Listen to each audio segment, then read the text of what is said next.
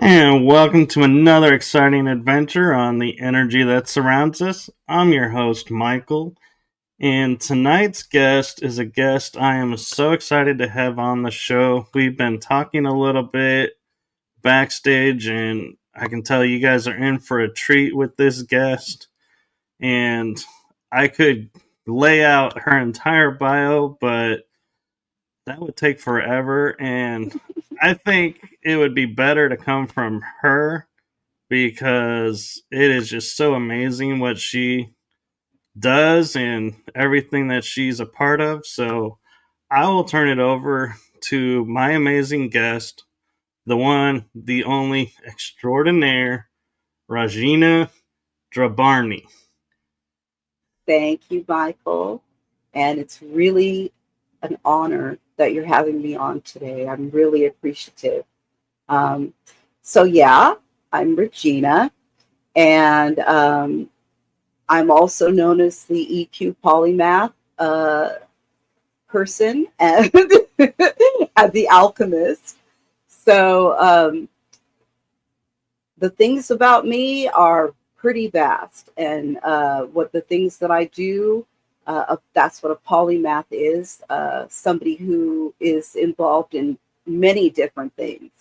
So the best thing to do to find out about me more, so we don't take up a lot of time, is to go to my website, and I think Michael is going to put that in the bottom of this, right? It's in the description. All Yeah. the links to you are in the description. Perfect. Perfect. Okay. So I'm ready when you are. All right. Okay, so what drew you to look into alternative healing modalities? Well, since I was a child, I experienced a lot of trauma and a lot of abuse. And that made me, you know, have emotional issues. And it eventually even turned into addiction.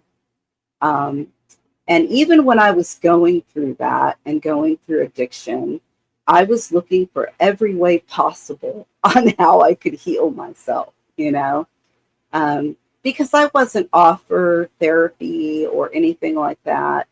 And so I was always on the hunt to find new things to learn to heal myself. And so that's where it started. So, is there a healing modality that you kind of resonate with that you've kind of on your journey been like, this is my default go to? It started out being hypnotherapy because I did a lot of self hypnotherapy. But now, later on in my life, I feel more accustomed to Reiki. I feel like Reiki is my thing now. It's a great energy modality. and it really works. And I use it on myself as well.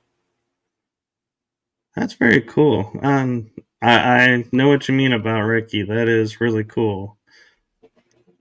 And so you talk about being a herbalist in your bio. So what drew you to studying the herbs and becoming a herbalist?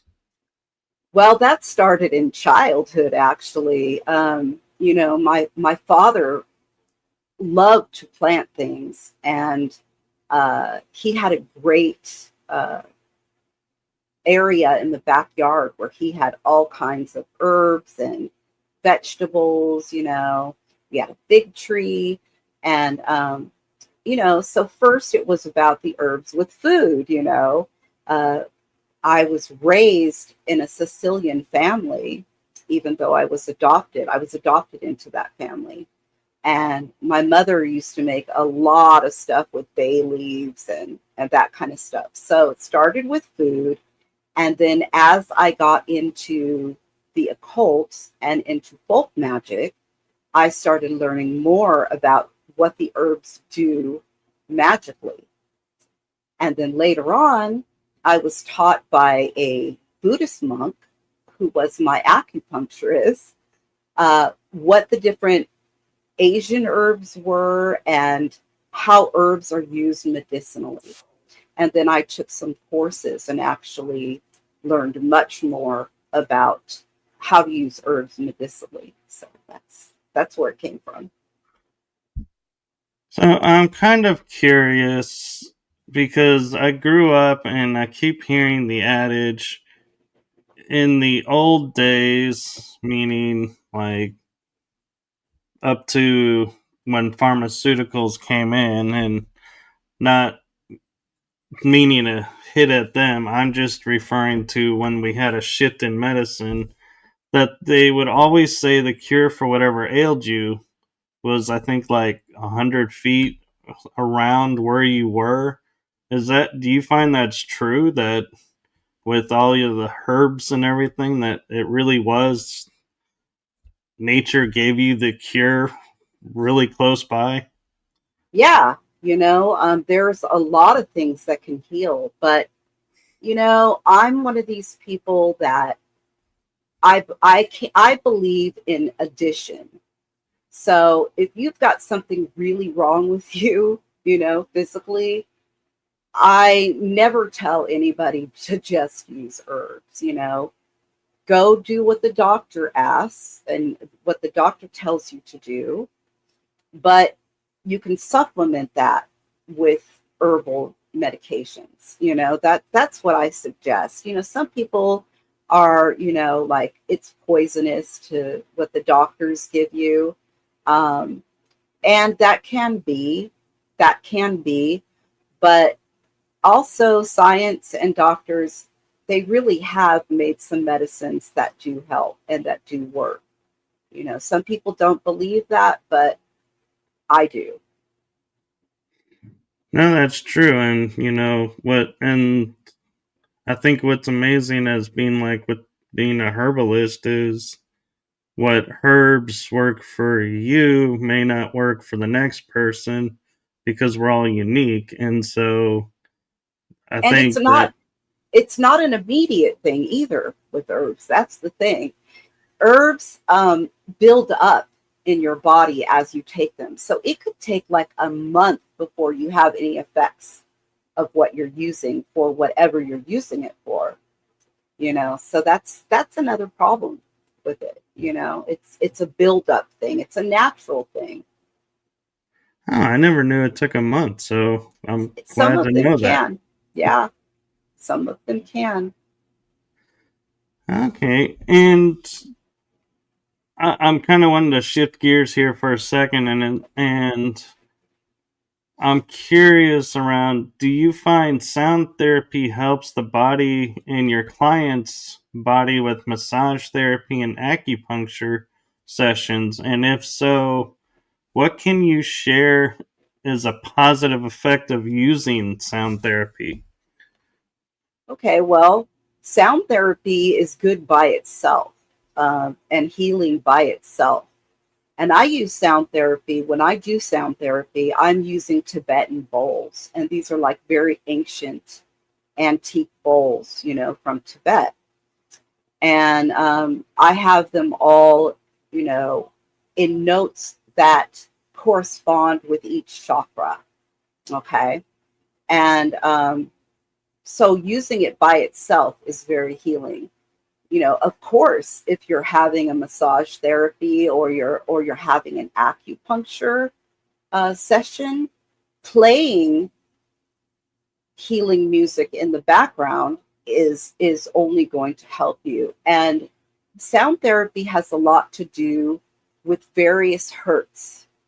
So like 528 hertz is a very healing hertz, and then there's another one that's for your heart, and so on and so on. So what you would do, or what I would do, is if I had a client like that, and I always, have a consultation first, I would ask them, what they would want to work on, and then correspond with music to the session. So it would give them an extra healing. Very cool. And I'm curious from my own personal experience, like my mom plays this quantum healing device that generates a tone, and for her she's getting benefits. For me, if I listen too long, I start getting headaches from it. Is it just because my body doesn't accept the tone, or is it my body's trying to work on something and that's why I'm not resonating with the tone? You either have a block somewhere that needs to be worked out, healed, or like you said, you are, it's not the right tone for you. It's not what you need. So what's working for her might not be what you need. You get Okay, it? You I might need do. something different Yeah, for your own things. right. And the only reason I was questioning it is because of the word quantum put in front of it, because everybody Right. thinks quantum means for everyone. Right. I mean, like if you had pain in your body, you would want to have 174 hertz, 174. That would help you with pain in your body. Okay, and Okay. you can find these things on YouTube. You know, you just punch in 174 hertz and play it all night. They have some that go for 9 hours, 11 hours. You can play it all night. That's true. That is something new that I've found, is having YouTube channels where they have specific hertz that is music designed just for that. Exactly. Yeah.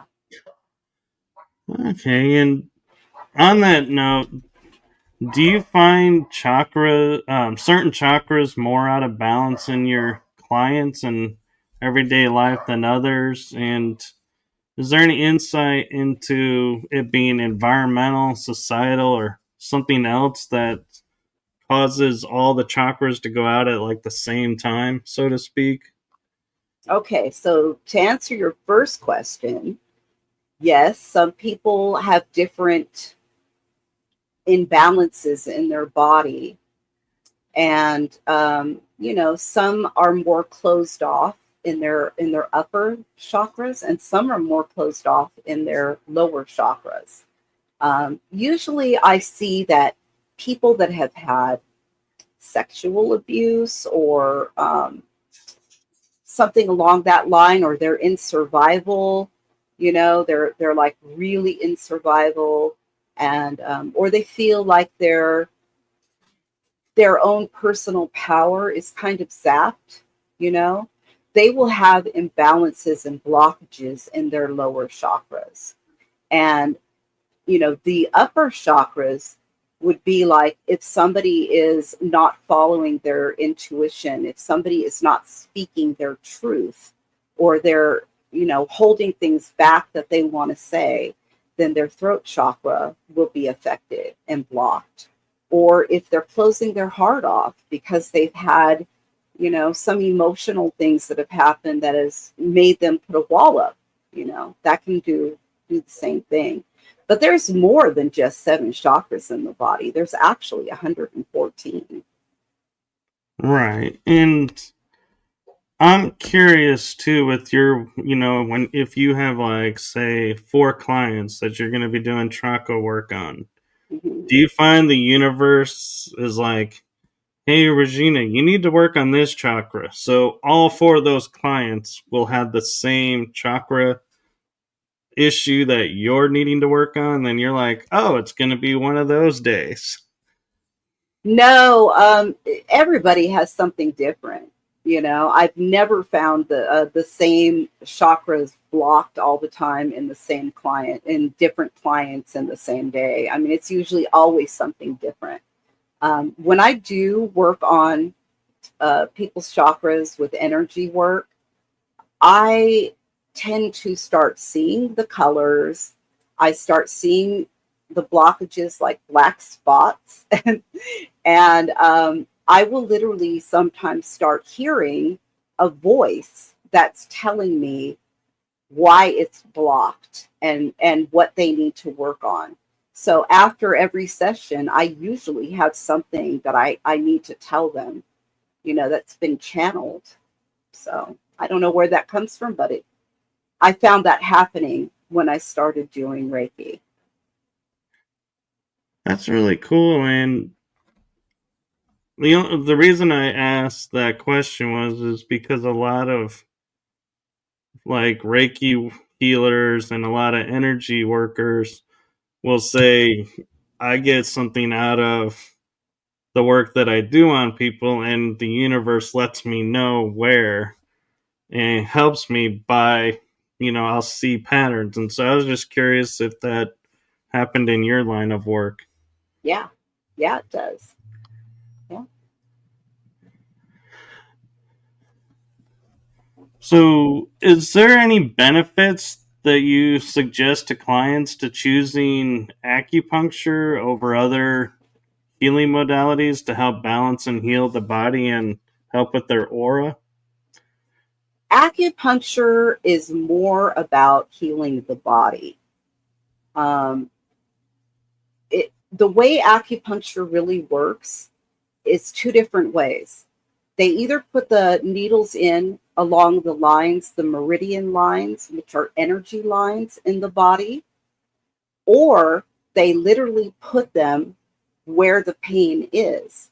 And the way it works is that it's a little injury, it's a micro injury that causes the blood and other healing things in your body to rush to that site and give it energy. And this energy is what creates the healing when you get the acupuncture. So there's other modalities that are way better for energy healing. And I think that acupuncture is awesome for the body healing. And I swear by it. I swear by it. I love it. So. And when I would have acupuncture done, I always found it interesting. Like, they would go to put it in the wrist and they would say, this is going to hurt. Oh yeah. And I would have it put in the wrist and I'd be like, are you going to put the needle in? And they would be like, it's already in. And I'm like, oh. And I would want to move my arm and they're like, don't move your arm because I guess I could turn the arm over by mistake and drive them in. But Right. now when it came to the ankle though, that my leg would jump. I would feel the ankle move. Is there a reason why certain spots are more sensitive than others? The sensitive spots, well, first of all, you do have parts on your body which are more sensitive naturally. And the parts that are non-fleshy or closer to bones and ligaments and nerve endings are going to hurt a little bit more in some cases, but not all cases. And then usually when the needle is put in, whoever your acupuncturist is usually twists it a little bit, you know, and some of them even put electrodes on the needles. Okay, depending on what you need, how much you need, how much work you need. So yeah, yeah, there's a difference. There is a difference, and it really depends on the person. It depends.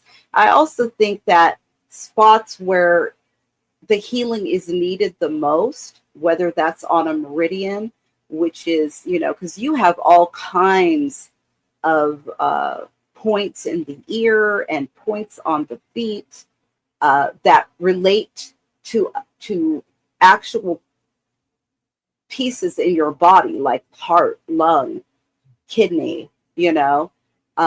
So it depends. I mean, it could be like they would hit something in a meridian where your heart that is connected to your heart, and if you have heart issues, it might make your heart jump, like fibrillate, you know. So yeah, yeah, Okay, that makes sense. And I do remember like the ear would be interesting because it would be like running the edge of the ear, and because I have thick hair, I'd often run my hand through my head and I'd find one or two still in there, and I'm like, yeah, I guess you can't get them all out because they are hard to see. They're very tiny. yeah. But that's really negligence. I mean, they should always, whoever's giving you the acupuncture should always count how many needles they put in you and make sure that they take that amount of number out at the end.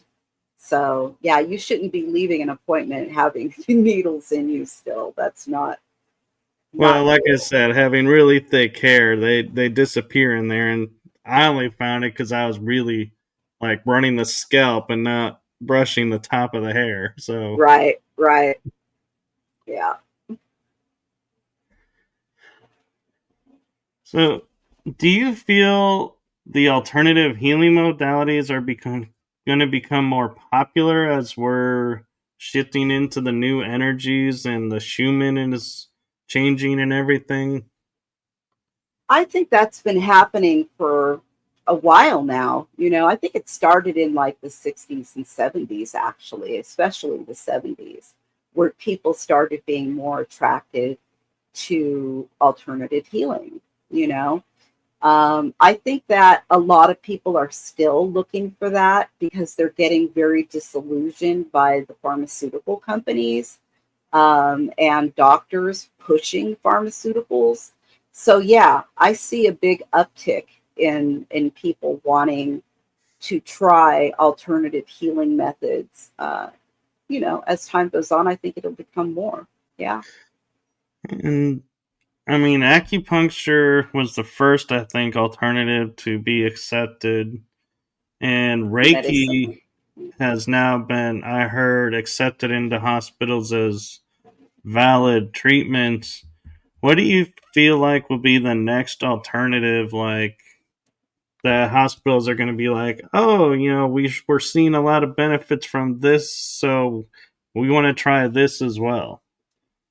Well, I think they're already doing it, but I would think that it would be hypnotherapy because I've heard of a lot of dentists having a hypnotherapy license as well as their dentistry, and they've used it on their clients uh, so that they don't have to have a bunch of opioids or gas or I've heard of people actually being able to go through minor surgeries um, under hypnosis. So I'm not sure what would be classified as medicinally sound next, um, but that's another one. The hypnotherapy is another one. That's interesting because I've never would have thought about dentistry and hypnotherapy together. Interesting. I guess Yeah, that makes sense because people, I think it's the sound of the drill freaks people out more. than the actual activity. So I guess if you were in hypnosis, you could not hear the drill.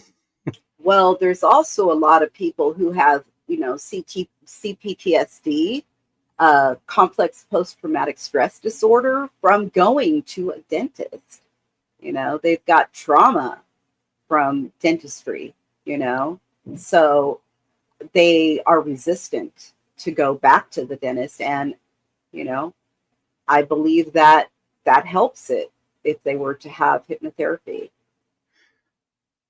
That's true, and I didn't think about that, but yeah, I feel like that even helps the dentist. Yeah, yeah, it does. It does.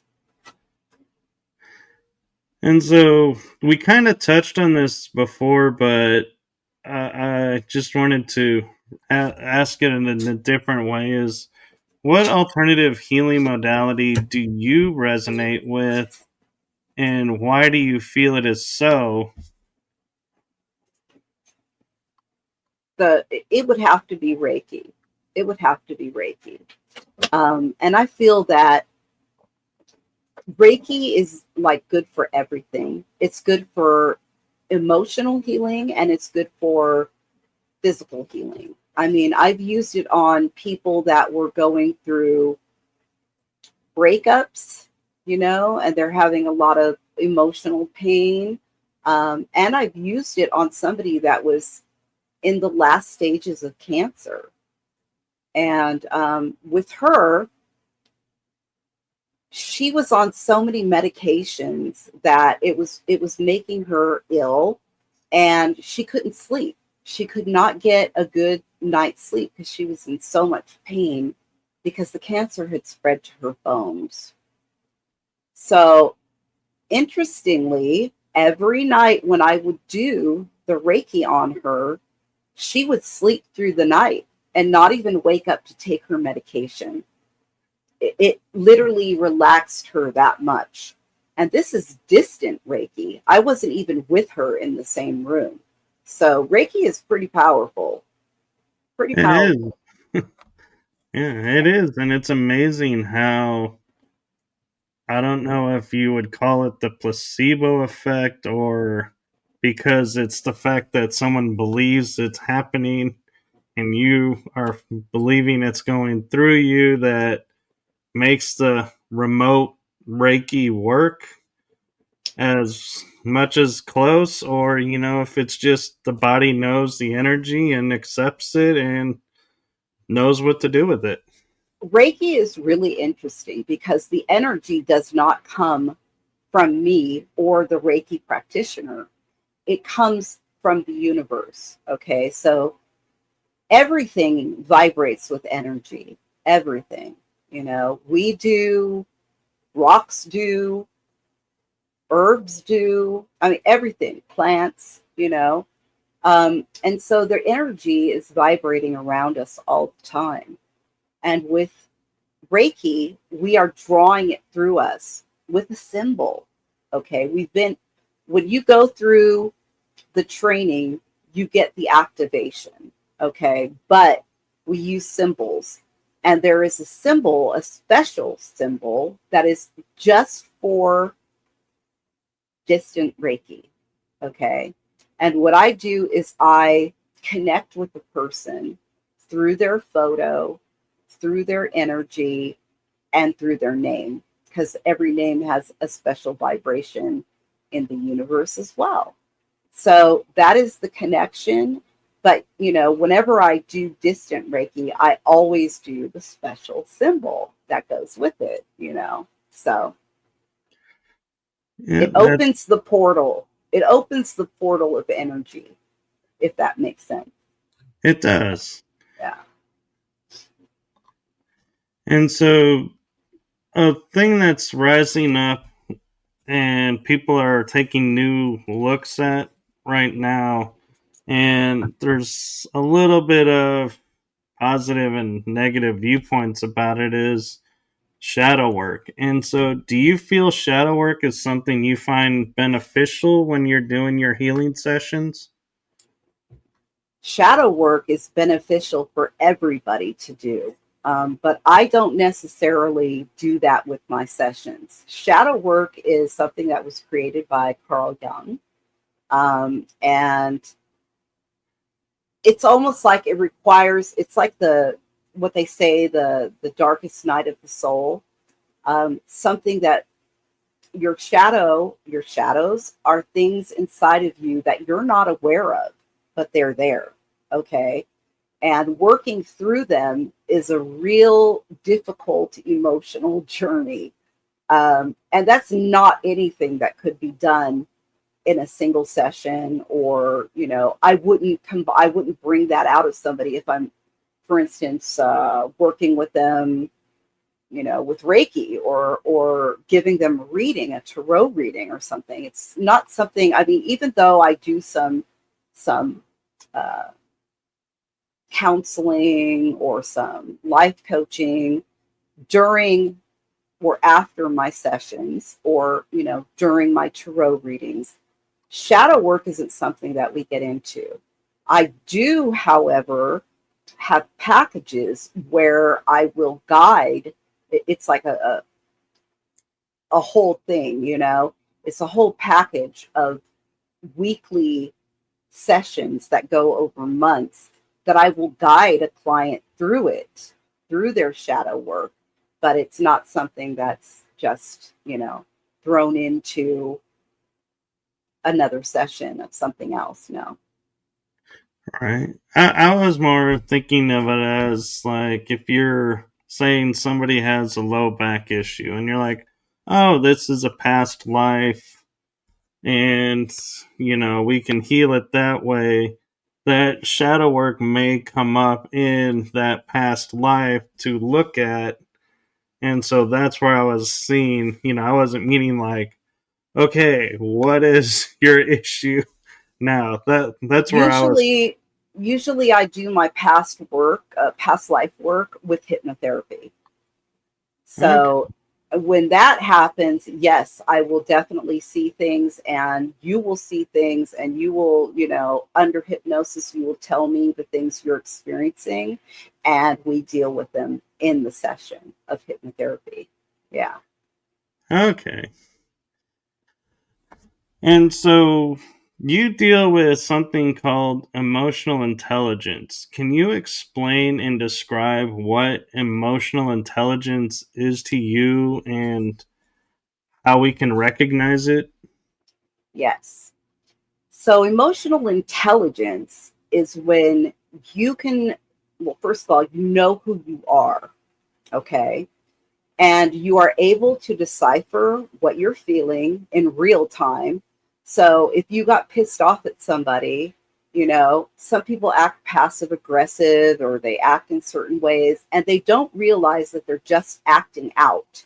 They're just responding to a situation.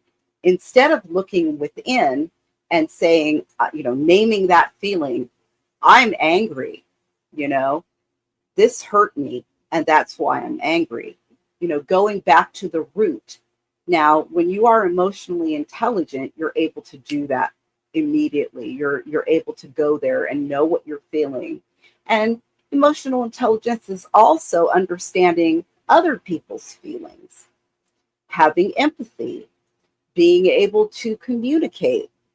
These are all things that come with emotional intelligence, not being reactive. Um, because some people are very reactive, emotionally reactive, being emotionally unregulated. That is the antithesis of being emotionally intelligent. So, yeah, I hope that answered it. It did, and it brought up an interesting thing for me is I have a tendency of always having my emotions in check, but then there are times where something that I have not been wanting to look at, like the proverbial bottle, overflows and bursts out. And so then it comes out what I call sideways in another way. And so the fact that I see that it's coming out sideways, is that the emotional intelligence and not the fact that I'm letting it out and giving it voice? Giving your feelings a voice is a good step in the right direction. Okay. Um, being able to being able to name what you're feeling instead of getting emotional about it, instead of letting your emotions take over, is what emotional intelligence is all about. So if you're saying that it's going sideways, what do you mean by that? What do you mean? So let's say something has me sad, but I don't Okay. want to deal with the sadness at this moment. And then somebody does something and it upsets me. Well, the grief is so suppressed that it's like the anger just broke the bottle and the sadness is coming out, and but it's coming out like in a lashing way, and so that's where I mean it's sideways because the person didn't deserve to be No. lashed at. And that is an example of somebody who needs to work on their emotional intelligence. Because what you would do in that situation is somebody's irritating you when you're grieving or you're sad, and I would be the kind of person who would say, you know, that really hurts. I'm really in a bad way right now. You either can explain or you don't have to explain, because you could say I'm grieving because of, but sometimes over explanation or just telling somebody that you're not close to that, you don't have to, unless it's somebody you're close to, you can just tell them your boundary. I'm grieving right now. I'm sad. I feel hurt. And the way you're talking to me is unacceptable. And I really don't want to engage, and walk away. Okay, yeah, that sounds easy enough. And putting it into practice may not be so easy, but It takes practice, but here's the good thing. Anyone can learn emotional intelligence. Even people with personality disorders can learn emotional intelligence if they wanted to, if they wanted to study it, because it is studyable. It is something you can study and learn. So that's true. And in your introduction, you talked about alchemy, and so do you come across clients or people who use alchemy and don't realize that they're an alchemist?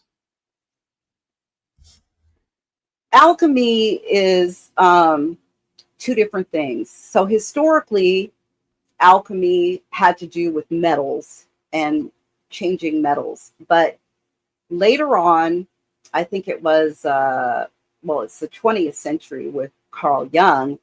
He came up with the philosophy and the idea that alchemy was connected to a person psychologically, and went through, I think it was four different levels, four different colors and four different levels, that you would go through, starting with, I think it was blackening, which is like a whole disruption of who you are. It's like your dark night of the soul. And then it would go to whitening, which would be where you start getting a sense of healing and what you need to do. Then it would go to, I think, yellowing, and then redding or something like that. But the fact of it is, I have not really seen too many clients that are doing it without knowing it. There's a lot of people get stuck, okay, in the process. So they might have the blackening, you know.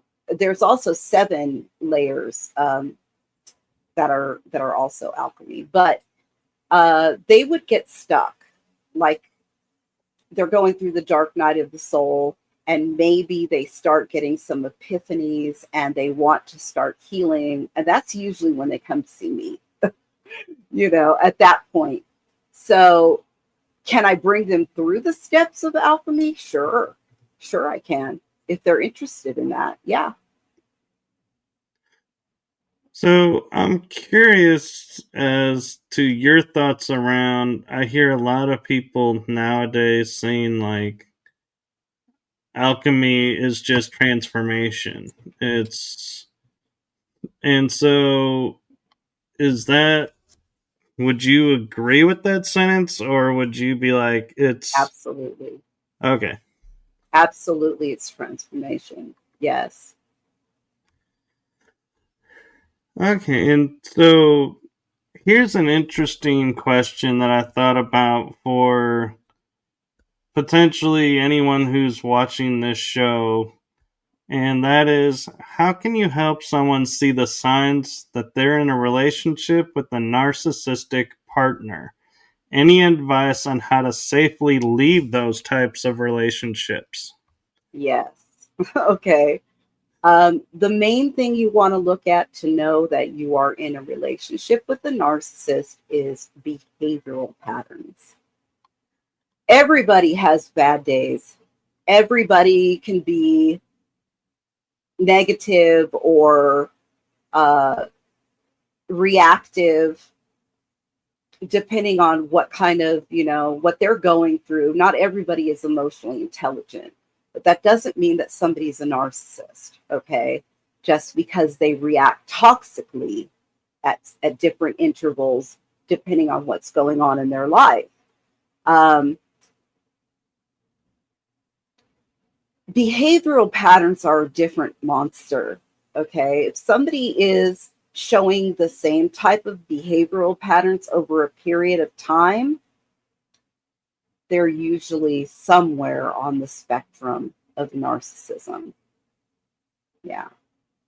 Um, and what I have done with my clients who were in very perilous situations with a narcissist, you have to plan and you have to do it without telling them because some narcissists go into sociopathy.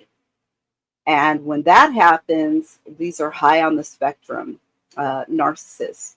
You know, not all narcissists are sociopaths, but all sociopaths are narcissists. Okay. So think of Scott Peterson. Okay. What he did to his wife and unborn child. He was a narcissist sociopath, and so you don't know when you're with somebody what they're capable of if they're showing these behavioral patterns. So the smartest thing to do is to save money any way that you can and make a plan. Make a plan to get out, and don't let them know. Because if you do, your life could be on the line. And just for clarification, because when I think of narcissist, I think of Narcissus of ancient Greece, who was all about himself. And so, how do you view what a narcissist is? That's a loaded question because there are very variables in narcissism, in people that are narcissistic.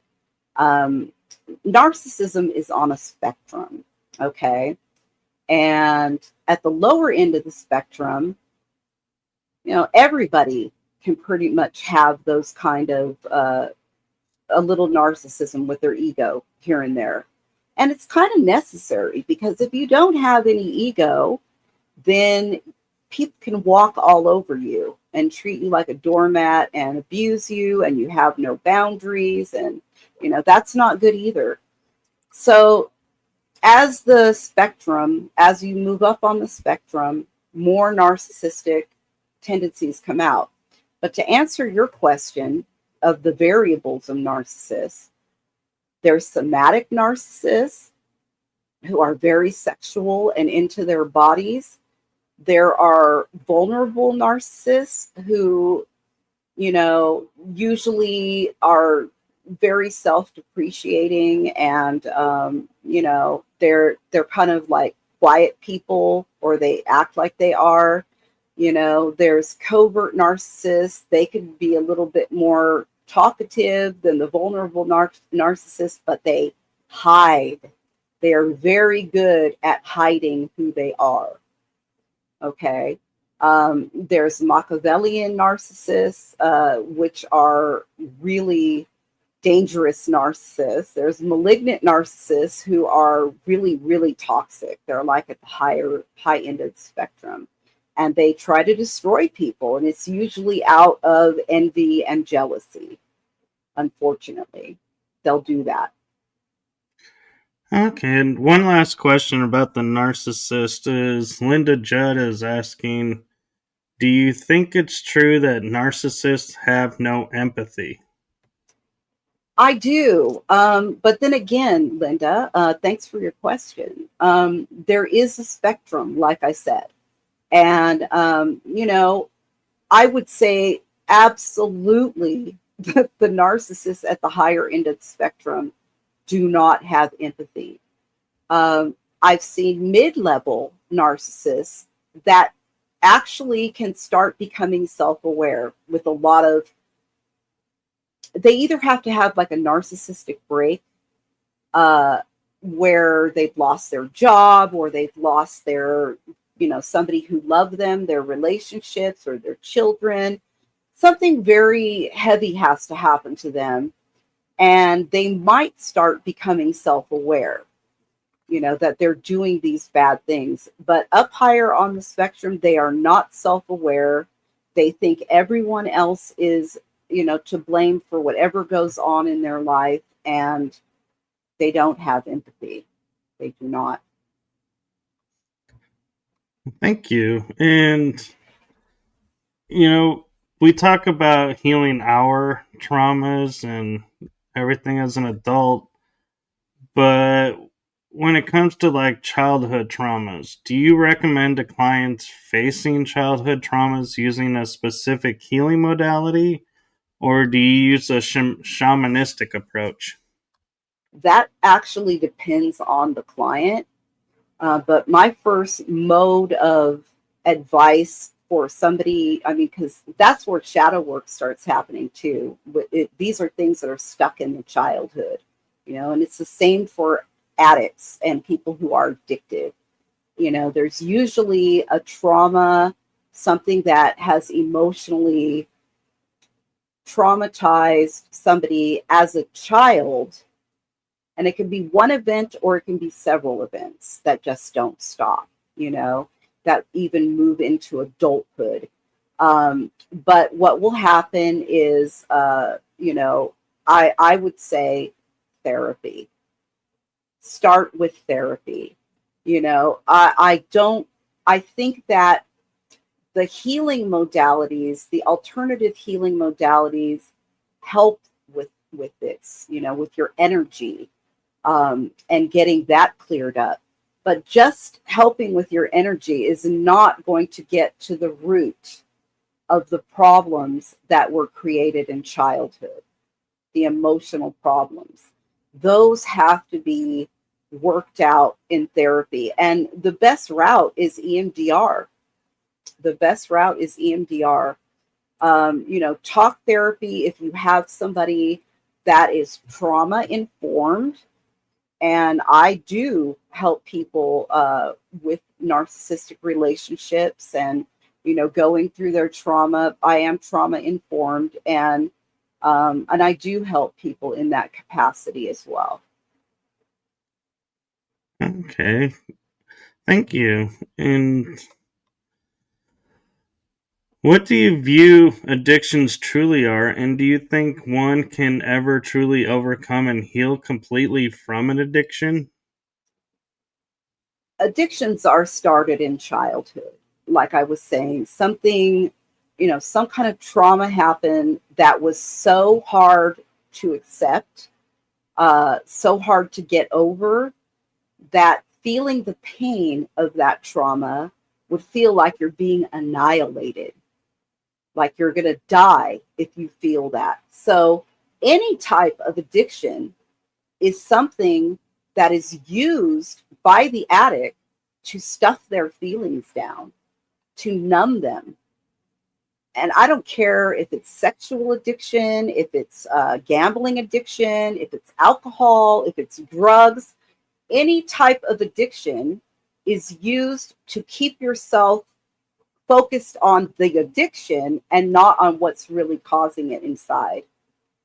Do I feel like somebody can ever really heal from addiction? Yes, I do. If you get to the root, I've heard a lot of people, and some were my clients that I help with addiction, tell me that AA doesn't work. And the reason AA doesn't work is because you go there every week or several times a week, and you hear a bunch of people talking about how their addiction ruined their life. They tell their story, okay? And they pray to God or whatever, and it's not getting to the root of the problem.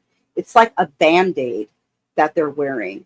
And, soon enough they go back to their addiction. They're what you call a dry drunk or a dry, drug addict. So it's getting to the root of the problem. And I've definitely seen some of my clients really having great success. I give them homework every week to do. I teach them about changing the patterns in their life and adding things that are good self-care for them. It's an adjustment going through that, but it works. It works. Going back to their childhood. Some people don't even think they had any trauma in their childhood. They're like, so they pushed it down so low that they can't even acknowledge it. My family was great. There was never any problems. And sure enough, we get to it. Every time we get to it and it comes out. So. And I agree with you. I don't like when I hear places where they say, yes, we can help you with your addiction and just know this is going to be with you forever. I'm like, I just, to me, it just, when I hear that, it's like I want to get up and walk away. I'm like, nope, I cannot buy into that. Exactly. I don't buy into it. I never bought into it. I was an addict once for 11 years when I was much younger, from the age of like 16 to, 27, around there. And I was able to kick my addiction using what I now use for my clients. So it works. It works. And I think it's important to have that hope, because it is. When you tell people you're always going to have it, it's like, in my mind, I'm like, then what's the point? Exactly. Nobody could tell you that you're never going to heal. If you get to the root of the problem, if you get to the root of what caused the addiction, you can heal it. You can heal it if you're willing to go there and look at it. I'm still healing one of my things, because what happens is we transfer addictions. Okay, sometimes we go from drugs to maybe alcohol, or drugs to shopping, or drugs to overeating, or, alcohol to overeating, whatever. And, I've done that too. I stopped using the drugs, but there was a time I was, shopping and spending a lot of money. And, then there was another time that I was overeating and I got way too big. And, so I'm still working on the food thing that I acquired as a child from my mother's abuse. When you're neglected and you're emotionally neglected and you're abused on top of it, and they give you sodas and cookies and chips, and you can have however much you want, and they're actually trying to make you unhealthy and fat because they're jealous of you as a child, because they're a malignant narcissist, then you take that with you as you grow, as you get older. And then if you ever feel like you're empty inside, what do? You start filling yourself with food. So going back to that and working through that and those feelings of being neglected and rejected is something that I'm still going through right now. Healing is never, it's a never ending story. It's something that we do our entire lives, if we're working on ourselves. If you're somebody that chooses to work on yourself because you want to be the best version of you, then healing never ends. You're always trying to make yourself a better human being, you know? Right, and I like how you mentioned shopping because a lot of people who shop a lot may sit there and say, "Oh, I'm not hurting anybody. It's not hurting me." And, it's not really an addiction where it's a positive. I mean, you're not like destroying your body or an inside organ, but it is still an addiction. And I think it's important to notice, there are positive ones and negative ones, and positive ones can have a negative effect just as much as the negative ones can. And so, thank you for Yeah. mentioning that one. Yeah. You're welcome. And the next question I have for you is this has to do with your youth, and that is, what impact on your life do you feel being raised with occult knowledge of the occult history have on you, and do you think it shaped what you work in the work that you do now? I started out in life with psychic experiences, and those psychic experiences are what led me into the occult. It led me to have many teachers and mentors that helped me to learn the occult through them learning about my psychic abilities. So, do I think it helped me for what I'm doing now? In some ways, yes, because when I started my business in the 1980s, um, I was focused more on the witchcraft things that I do. So, like spell work and tarot reading and palm reading and tea leaf reading and, that kind of stuff is what I was offering, workshops on different um, metaphysical and witchcraft things, occult things, and classes and that kind of thing. Um, that's where it started in the 1980s. So my business started with that. So yeah, it did help me. Yeah, And do you think it had an impact on you? yeah, I really do. I think the impact was that it was something that helped me to make it through all the trauma I've experienced in my life. Um, I really think that my magical side and my musical side helped me go through all the trauma. So that's a pretty big thing. I think if I didn't have that in my life, I'm not sure that I would have made it through. So that's a big impact. Okay, we're actually getting to the hour. Do you have time to go further? I do. And Yeah. okay, okay. So my next question is one I like to ask people who, when they have gifts, is what was your first psychic experience like, and what was the impact on you? My first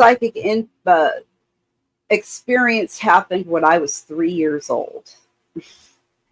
And I can remember sitting on the floor playing with my toys. And when I go back to this story, it's like I'm right there again.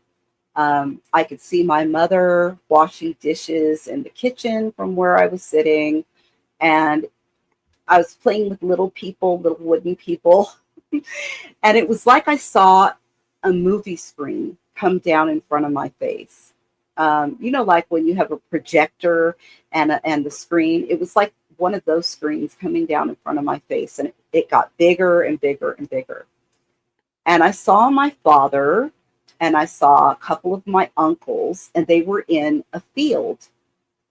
And I saw my father holding a red can, and he took out a pocket knife and he punched holes in the red can, the top of it. He took the top off, and then he had a stick. He got a stick, put his knife away, got a stick, and he lifted up the snake and he put it in the red can and he put the top back on that he had punched the holes in.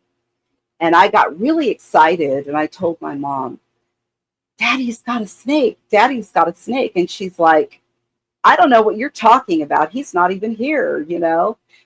Play, just play. And later when he came home that evening, he came in the house with a red Folgers can and a snake in it. And at that point, my mother started telling everybody in the family, she had this thing happen, and he came home with a snake and a red can, and yeah. So that's where my psychic experiences started. Okay, and Linda is asking, did Rahjeena have support in her childhood for her psychic abilities? I did, luckily. I had support. My mother was and wasn't supportive in some ways, my adopted mother. In some ways, it was like every time I had something happen with me, she would have to say that she had something happen with her. I mean, she was very jealous of me. So, but she did support me in ways like she bought me. I don't know where this came from. I think she was trying to make me possessed or something. But right when The Exorcist came out, the movie The Exorcist, she goes and buys me a Ouija board.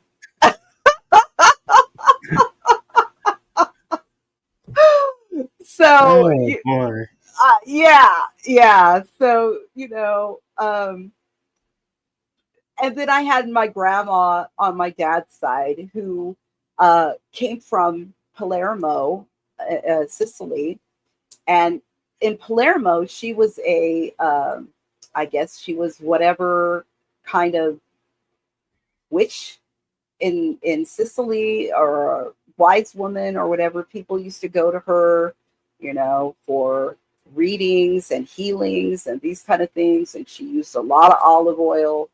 And, when she got wind of what kind of things I was experiencing, she was like, I'm going to teach her. I'm going to teach her. So she was the supportive one. I'm glad you had that because a lot of people didn't. And so I think that has a major influence on where we go in our future. Yeah, definitely. So, what is your most memorable and impactful experience with the dead? How did it change your perspective, if it did, on life? I've had many experiences with the dead. Um, and the most recent one was with the client I told you about that had cancer. But I'm going to go to the first one that I had because that was the most impactful, obviously. I was 7 and I was in bed, and I woke up out of my sleep, and I saw my uncle Frank, at the end of the bed.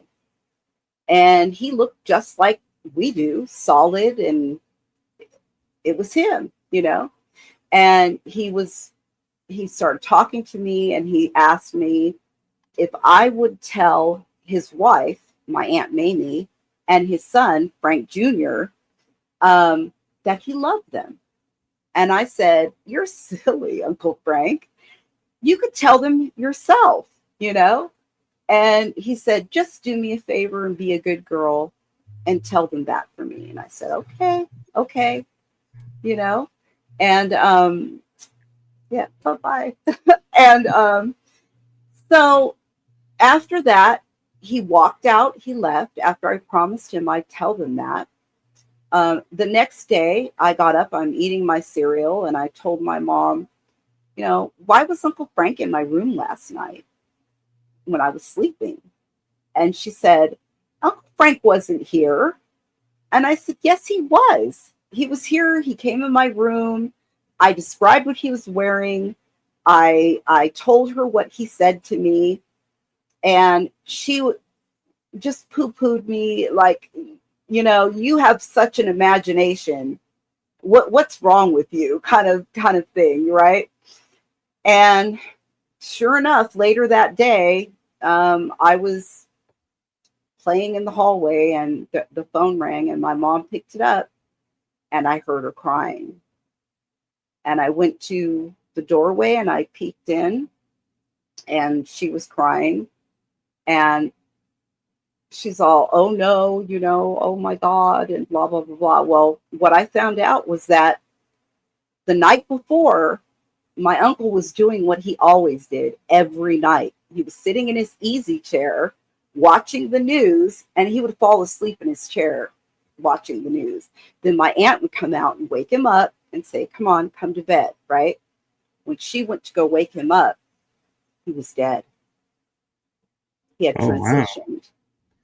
And they found out later with an autopsy that his heart literally exploded. He had an aneurysm or something like that in his aorta, and everything just exploded. And that's how he died. So that one was really, and then, like I said, my mother had to say something afterwards, like a week later, she claimed that he came to her in a dream, and he was holding a scroll, and he had all this stuff written on the scroll that he was pointing at and wanted her to tell Aunt Mamie, so she had to like say something Wow. about herself too, yeah. Wow. That's amazing that you had that and how the experience unfolded and everything. I was a strange child, I'll tell you. I guess I'm a strange adult too. So Strange is cool, though. thank you. It is what it is. Yeah. So, what advice do you have for those who wish to study occult knowledge and the ways to protect oneself while researching the occult? First, I'd say you don't need to protect yourself if you're just researching. If you're just researching and reading and studying, there's really nothing that you have to do to protect yourself. You're just gaining knowledge. It's when you start to practice, if you decide to go from studying to practicing, then you have to know some protection. And again, there's so many various ways to do that, because there's folk magic, and there's many paths of folk magic, and then there's ceremonial magic, and there's many paths of that. And each path has different things, and some have multiple things to protect yourself with. So Okay, I cool. hope that And answered it. it did. And Good. so, what goals do you have for yourself going into the future? Hmm. That's a good one. That's a good question. Um, you know, I would really just like to be able to help as many people as I can to heal and to grow. I want to continue writing. I want to continue being published. That's a big thing in my life. But all of that, even the things I write, I hope that it helps. If it even helps one person, then I feel like I've done my due diligence. I've done what I need to do. So going forward with my life, that's what I want to do. I want to just, help as many people as I can to heal and to get safe if they're in a bad relationship. Yeah. Very cool. And so, do you think studying the occult history has made you more psychically aware and strengthened your connection with the dead? Or is it something that you were born with? Both. I was definitely born with this. I was born with a call over me. So that's where you're born with the like a, I don't know what to say. It's like the covering. It covers you. It's like a sack. You're born in the sack when you're born. And I found that out because I met my birth family. Okay, I did get to meet them and know them. So, and my aunt Lorraine was there when I was born. So um, that's something they say, that when you're born with that, you're born with certain psychic gifts or psychic abilities. Um, and so I do think that I was born with that. But I also think that being, a practicing occultist, and I do think that that has made things more energetically strong. Yeah, that's what I'll say. No, that's cool, and that's helpful actually, because there are things that I was born with, but I never know how to describe it. It's like I always say, I don't know, I was born that way. Okay. Yeah. So can you give me an example of something? Like energy, like I could tap into the astral plane ever since I can remember, and travel around, and I could heal. Like I even have a memory of when I was in elementary school. A student, I don't even remember their name, was complaining of a headache, and I just put two fingers on their temples like this, and then took them away, and they were like, "My headache's gone," and Oh, didn't know what I did, and don't know why I did what I did, but it's just like I would describe it as, I just was born that way. I just knew from birth because nobody ever taught me. I hadn't studied anything at that point yet. I believe that that happens because, I believe in reincarnation. We talked a little bit about that earlier. And we bring things, we're allowed to bring things from our past lives. Um, and I believe that you brought some things with you. You brought some abilities with you, because just knowing automatically to put your fingers on your classmate's head and to remove his headache, that came natural to you. That's something that you knew from another life. I bet you. I bet you. Yeah, that's what I feel. That makes sense. Okay, and so we kind of talked about this, but I'm just in a new way of looking at it is, do you feel studying occult and the other paths helped strengthen your abilities, or did it make you question your abilities more? It strengthened them for sure. You know, it strengthened them.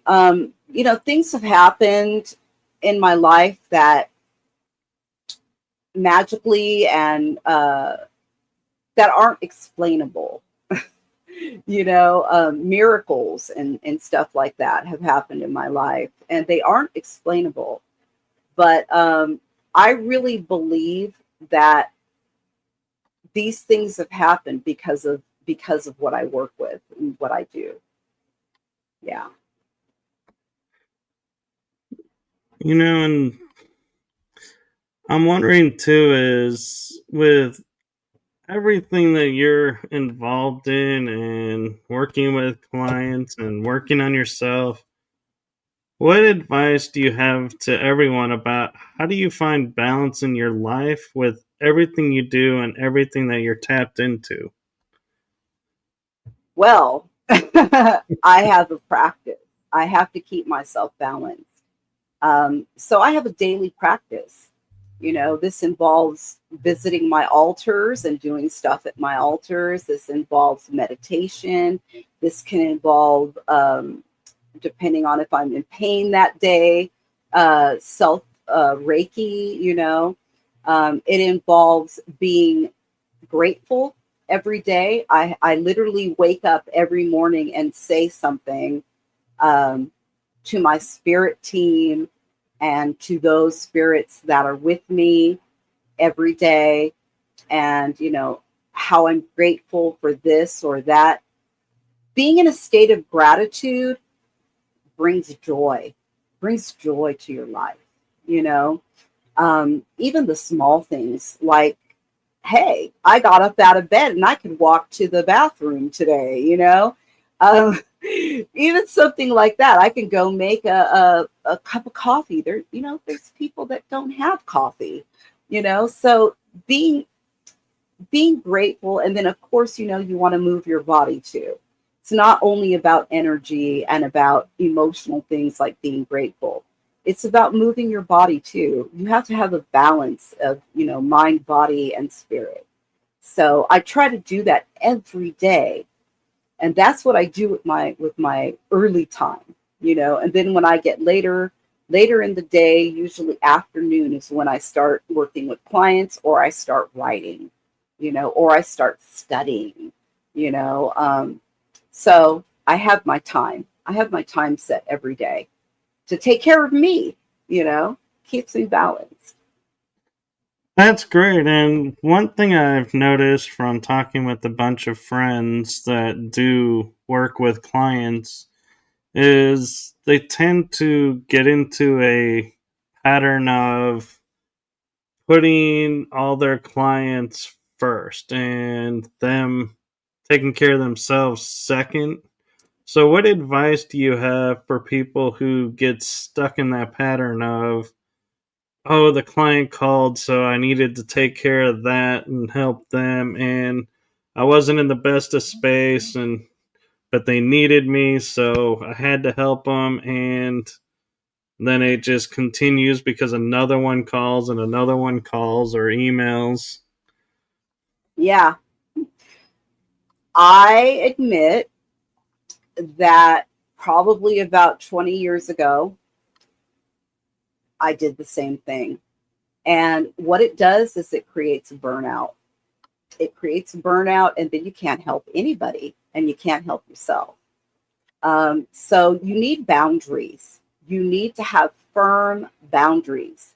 Then you can have the problem where your friend is a client, or your client turns into a friend or tries to turn into a friend, and you're trying to keep the line there to not cross that boundary.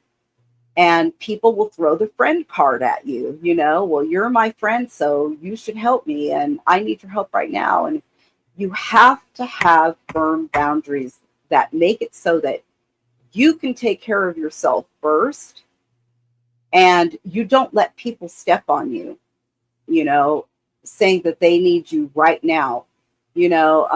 Sometimes I've helped people out when they need me right now, and sometimes I haven't. And sometimes I've had to say, with people that kept using me that way, calling me in the middle of the night, texting me in the middle of the night, calling me at 6 in the morning when they know I'm doing my routine to keep myself balanced and stuff, and they need me right now. It's an extra fee. It's an extra fee. You want me to stop taking care of myself right now, and you want me to help you. I have to add on an extra fee for an emergency fee. And if it's a real emergency, they'll I've had them pay it, you know. Then I've had some that it obviously wasn't a real emergency, and they waited until they had an appointment time in my regular times. So No, that's brilliant. And another question I have for you is, as we keep talking about magic, I know there's two magics. There's the MIGIK magic and the MAGIC magic. And a lot of people get confused about the differences. And to me, I view magic with a K is dealing with the nature and the energies, where magic with the C is the illusion magic like you see on TV and stuff. What is your opinion on the differences of magic?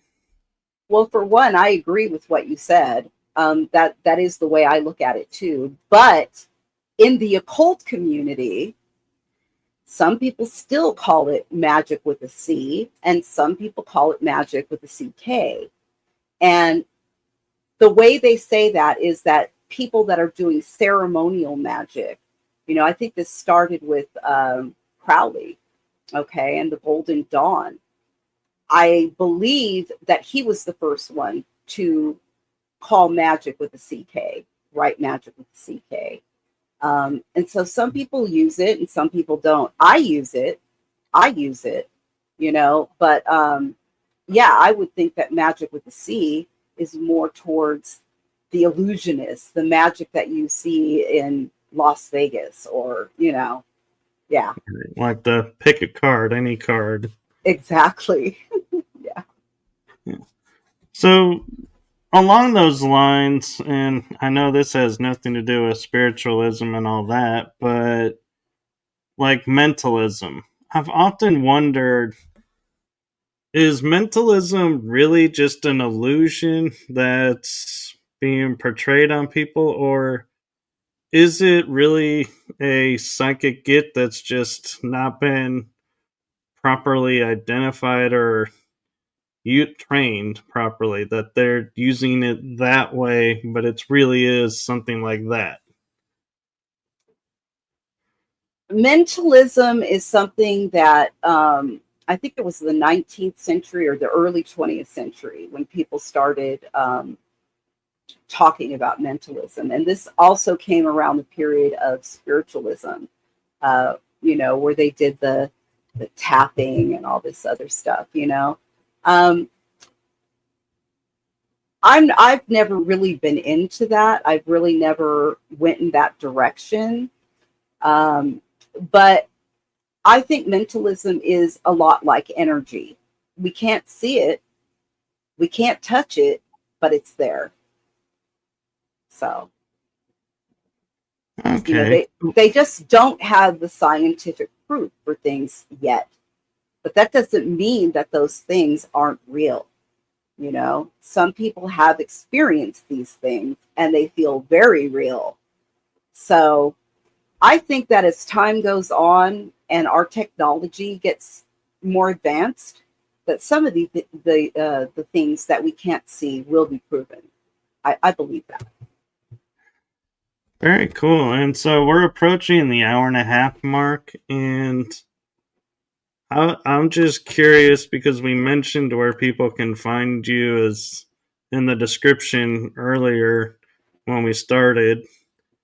Is there anything that you feel like we haven't covered that you want to cover and you want to leave the audience with? I think we covered quite a bit. I mean,